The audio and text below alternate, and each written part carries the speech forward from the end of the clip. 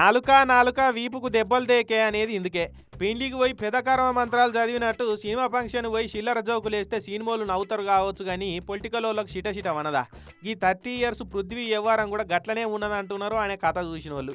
ఆదివారం నాడు cinema function పోయినోడు బోక cinema మొదట్లో 150 మేకలు ఉన్నాయి, లాస్ట్కి వచ్చేవారు 11 మేకలే ఉన్నాయి అనుకుంటా మనసులో ఏదో పెట్టుకొని ఎకిరిచ్చే మాటలు మాట్లాడిండు. మమ్మల్నే ఎక్కిరిస్తున్నాడని వైసీపీ అభిమానులు బ్యాన్ లైలా సినిమా అని బ్యానర్లు కట్టి ఆన్లైన్లో బడిత పూజ చేస్తున్నారు. మేకల సత్యాన్ని పట్టరండి అని చెప్పి తీసుకురమ్మంటాడు. తీసుకెళ్ళి ఒక మేకలు ఉంటాయి గ్యాప్లో, షార్ట్ గ్యాప్లో ఎన్ని ఉన్నాయరా అన్న, ఈ ఒక 70 అంట, ఈ ఒక 80 అంట, 150 ఉన్నాయి మేకలు. డైరెక్ట్గా రండి, 150 మేకలు ఉంటే లాస్ట్ సినిమా అయిపోయి ఇంకో సీన్ ఉంది. నా బాంబరదలు రాగానే నన్ను రిలీజ్ చేస్తారు. కరెక్ట్గా లెక్కేస్తే 11 ఉన్నాయండి.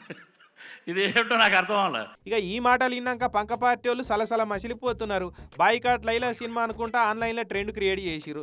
దెబ్బకి ఆ సినిమాకు పైసలు పెట్టిన నిర్మాతలు హీరో మీడియా ముంగడికి వచ్చిరు. దీనంగా ఫేసులు పెట్టి ఎవరో సంబంధం లేని వాళ్ళు ఏదో అంటే ఆ మాటలు పట్టుకొని మా సినిమాని బ్యాన్ చేస్తామంటే ఎట్లా అన్నారు. సినిమా అంటే ఆయన ఒక్కడే కాదు కదా, 100 మంది కష్టం ఉంటుంది, ఆయనకు మాకేం సంబంధం లేదు, దయచేసి మా సినిమాకి అడ్డం పడకూరి, మీకు పుణ్యం ఉంటుంది అని చిన్న పోయి పంక పార్టీ అభిమానులను వేడుకుంటున్నారు. మాకు అతను మాట్లాడిన దానికి సినిమాకి వీటికి ఏం సంబంధం లేదు. మీరు అతని మీద కోపం మా సినిమా మీద చూపించడము, ముఖ్యంగా చాలామంది కష్టపడ్డాం సార్ ఈ సినిమాకి.